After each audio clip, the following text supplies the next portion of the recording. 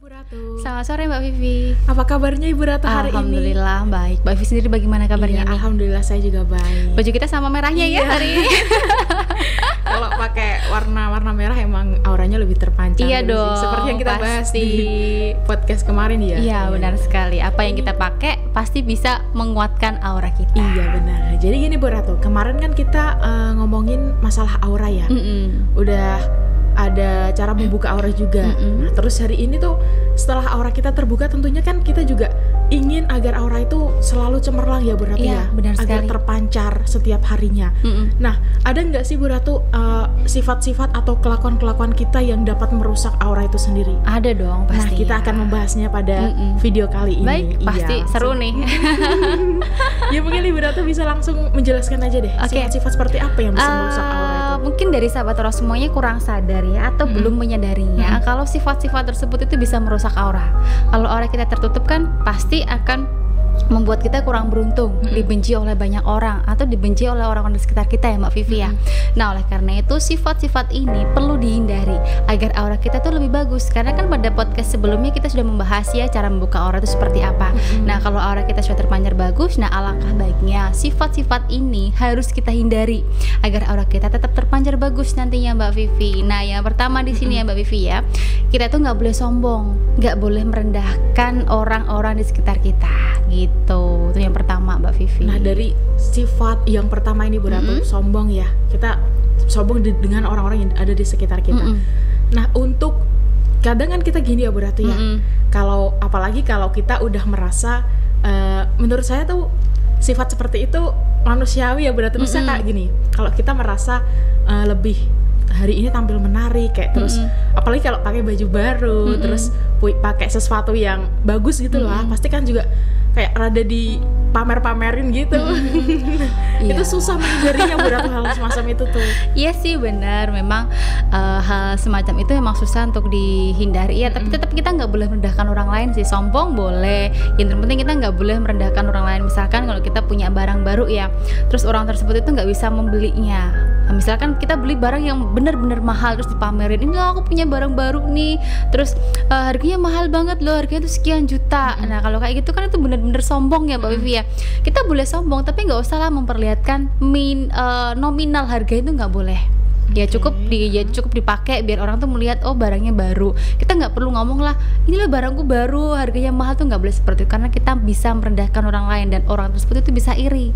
Nah itu bisa merusak aura kita nantinya gitu. Berarti harus masih tahap wajar gitu ya. Iya benar sekali. Kalau misal kita punya sesuatu yang baru sekiranya orang lain itu nggak bisa beli atau mungkin belum punya ya, ya udah orang lain cukup tahu terus kita nggak boleh merendahkan orang lain itu untuk yang pertama ya berarti ya kita harus menghindari sifat sombong atau merendahkan orang lain itu. Benar sekali. Terus yang selanjutnya apa berarti? Yang selanjutnya itu biang gosip. Tukang gosip Mbak Vivi. Ini pernah nggak punya teman seperti itu Mbak Vivi? Pasti punya dong tukang gosip yang suka jelek-jelekin temannya sendiri. Kalau di depan baik tapi kalau di belakang aduh busuk ya. Bisa katakan seperti itu ya. Ini nggak usah jauh-jauh ke teman sih kayaknya. Kalau ya jujur emang kayak diri saya sendiri aja emang susah Bu Ratu hindari nggak ngomongin orang tuh susah. Kadang aja kayak bukannya mau ngomongin orang ya tapi tahu nggak sih si A itu, nah itu kan termasuk udah ngomongin ya Bu Ratu ya. Sekali.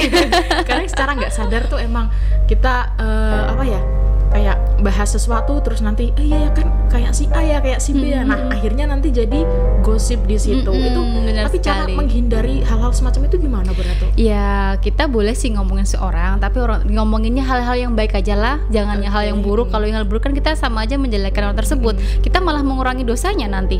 Nah kita membuat nambah dosa kita mengurangi dosa orang tersebut. Jadi alangkah baik kita membicarakan orang yang baik-baik saja. Boleh gosip tapi gosipin yang baik-baik, yang benar-benar, jangan gosipin yang jelek-jelek ya. Kayak Ibu Tejo itu ya Mbak Vivi ya yang lagi viral itu ya. Itu kan dia memang banyak omong, tukang gosip juga dan tukang menjelek-jelekan orang. Dia belum lihat faktanya seperti apa sudah membicarakan orang tersebut di belakangnya. Nggak boleh lah seperti itu. Dan lebih baik juga malah kalau mau ngomongin orang di depan orangnya langsung aja gitu. Iya benar sekali, langsung depan orangnya. Biar sekalian orangnya tuh bisa introspeksi diri. Benar kalau hal-hal semacam itu tuh nggak disukain sama lingkungan sekitar terus jadinya dihindarin. Iya gitu. benar sekali. Nah itu untuk yang kedua ya, suka menggosip tadi. Jadi kurangin deh, mulai sekarang kurangin ngomongin orang ya. Jelek-jelekin orang tuh nggak boleh ya. Emang susah, cuman ya dicoba aja. Dicobalah dari sekarang. Coba ngomongin hal-hal yang lebih bermutu lah, lebih positif.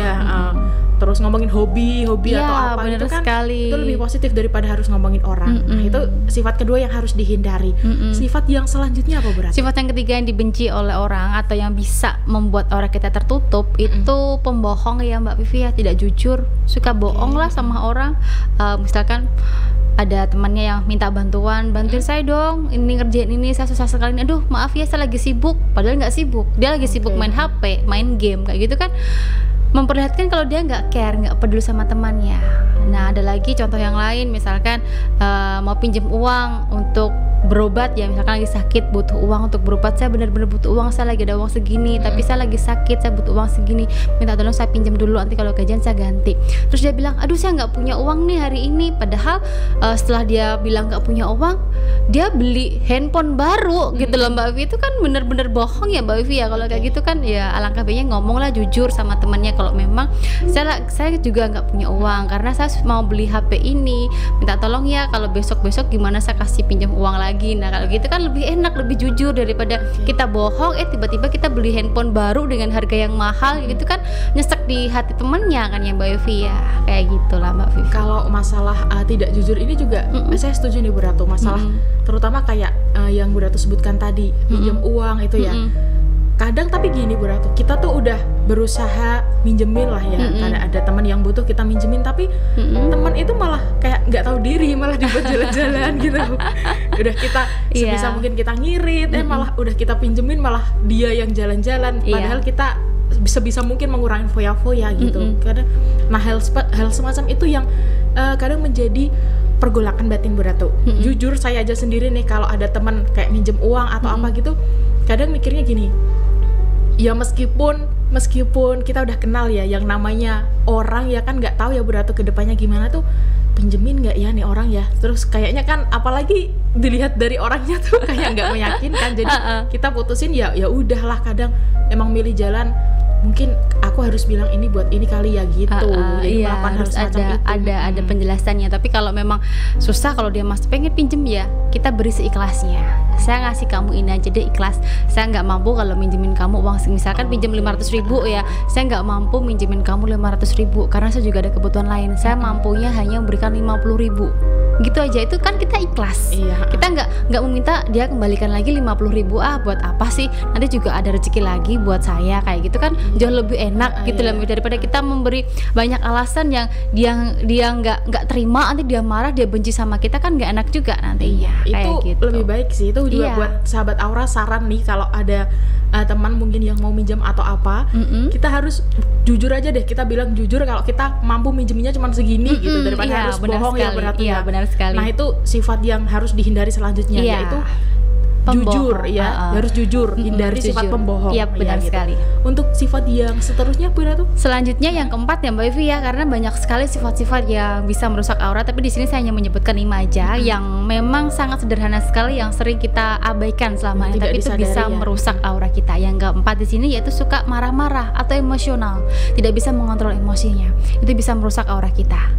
Kasar gitu ya berarti? Iya, kasar, suka marah-marah, ada kesalahan sedikit dari temannya, misalkan pekerjaannya nggak beres langsung marah-marah, meledak-meledak emosinya, itu kan bisa merusak aura kita nantinya. Aura kesehatan terganggu, aura inner beauty kita terganggu, aura daya tarik kita juga terganggu, semuanya akan terganggu dan akan membuat diri kita tuh dibenci oleh orang di sekitar kita karena kita penuh dengan emosi. Iya, gitu. Tapi apalagi buat orang yang udah bekerja ya berat, maksudnya gini, disibukkan dengan rutinitas pekerjaan, terus nanti ada orang yang buat kesalahan, itu emang bawaannya kita pengen marah, jadi kayak aduh, jadi gimana sih berarti agar ngontrol terus aduh ya udahlah, agar kita bisa nerima gitu loh, maksudnya udahlah, gak perlu marah itu kita harus gimana saat seketika itu juga kita harus melakukan apa gitu loh. Kita harus tarik nafas yang dalam aja lah Mbak Vivi, kita berpikir positif gitu ya, coba tarik nafas yang dalam terus dihembuskan lewat mulut, pasti lega rasa emosinya, rasa marah itu pasti lega. Tapi emang susah, tapi kita harus mencobanya. Setelah itu kita menghindari orang tersebut, kita harus pergi kalau kita tetap di situ menatap wajahnya, pasti kita akan tambah emosi. Tapi kita kalau habis tarik nafas yang dalam, dihembuskan secara perlahan, gitu kan rasanya lebih enak, lebih flow. Terus kita pergi, kita ambil wudhu, kita sholat atau kita melakukan ibadah, tenangkan diri kita biar kita jauh dari emosi kita, pasti aura kita akan mulai lagi positif nantinya. Berarti kalau kita menemui orang-orang semacam itu, agar tidak menimbulkan emosi pada diri kita lebih baik diam aja ya. Iya, diam dan menghindar. Jangan dekatnya terus, kalau dekatnya terus tambah emosi nantinya. Apalagi kalau udah mulai timbul kayak misal perselisihan nih, kayak udah mulai timbul omongan-omongan, udah mulai kayaknya nanti mengarah ke cekcok nih. Nah itu lebih baik kita mundur aja. Mundur jauh-jauh. Tarik nafas aja, diam, udah biarin aja gitu ya berarti ya. Oke, itu yang sifat yang keempat ya berarti ya. Yang terakhir nih, karena kan berarti nyebutin 5, ini sifat yang terakhir yang harus yang egois, keras kepala.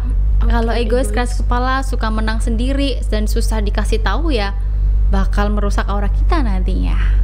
Kalau egois di sini emang menurut saya juga itu sih Ratu. Ya gimana ya? Kadang itu kita ketemu orang ketemu sama orang tuh kayak mentingin dirinya sendiri. Gitu.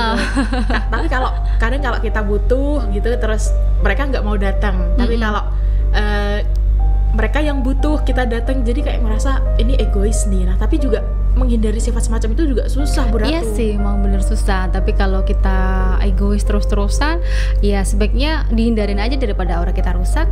Kan mending kita berbaur sama orang, kita nggak egois, kita sama-sama lah, sama-sama manusia, sama-sama membutuhkan. Jadi kita lebih care kepada mereka, lebih perhatian buat mereka. Toh ini kerjaan bareng-bareng buat kita, buat kebahagiaan kita juga, buat kedepannya juga. Jadi kita nggak usah mentingin diri kita sendiri lah, kita mentingin kebersamaan, keberuntungan dan kebahagiaan untuk kita bersama. Kalau kita berpikirnya positif, pasti kehidupan akan jauh lebih baik nantinya. Begitu. Mungkin harus mencoba ini ya berarti ya. Kalau sifat egois tuh, kalau misal seseorang yang butuh bantuan kita, jadi kita harus memposisikan diri kita ke orang tersebut. Kira-kira kalau aku seperti dia juga, aku pasti butuh bantuan dia. Jadi aku harus bantu. Jadi mungkin dengan cara-cara seperti itu bisa menghindari sifat egois tadi ya berarti. Sekali. Nah, sahabat aura udah sangat jelas sekali ya. Di sini sifat-sifat buruk yang dapat merusak aura. Ada 5 tadi yang udah disebutin Bu Ratu.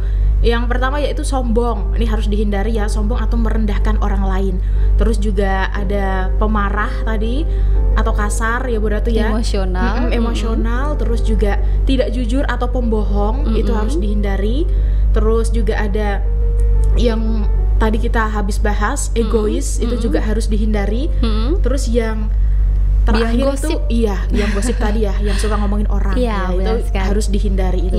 Ini udah sangat jelas sekali pembahasan kita kali ini Bu Ratu. Ya mungkin kita akan bertemu lagi di video selanjutnya dengan tema yang berbeda ya Bu Ratu ya. Baik, buat sahabat aura juga jangan lupa subscribe dan nyalakan lonceng notifikasinya ya Bu Ratu, biar tidak ketinggalan video kita berdua. Untuk request tema juga silahkan loh, apa yang harus kita bahas pada video berikutnya. Sahabat aura penasaran akan hal apa nih? Boleh request tema, tulis saja di kolom komentar pada video ini ya Bu Ratu. Iya, benar sekali. Ya, kita ketemu lagi di video selanjutnya Bu Ratu. Semoga bermanfaat ya video ini, walaupun sederhana tapi tetap dilakukan agar aura tetap terpancar dengan positif nanti. Kita bertemu lagi Bu Ratu ya. Selamat sore dan sampai jumpa. Sampai jumpa Mbak Vivi.